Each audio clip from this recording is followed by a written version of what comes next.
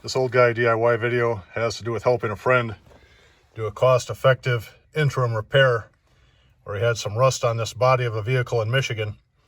Basically, he'd like to not have the outside come to the inside of the car until spring. Then when it's nice and warm, we'll come back and do a metal repair. So the plan today is I had a heavy rubber mat like industry uses to keep people from grounding themselves when they're working on electronics. And I cut out a piece that's 5 by 9 and I rounded the corners.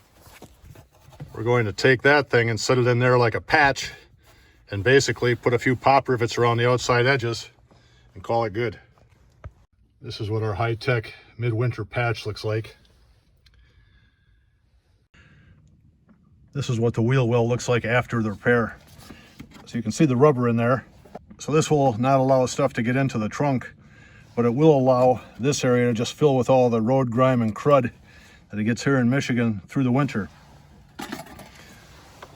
What we decided to do now is take this piece of flashing.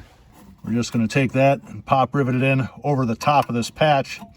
So when the crap from the road hits it, at least it'll stay outside of the car.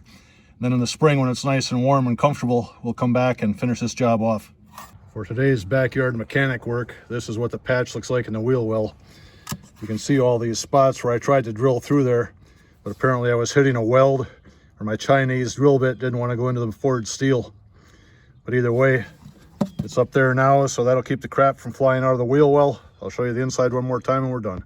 This is what the patch looks like on the inside. So we should keep all that road crap out of his car until springtime.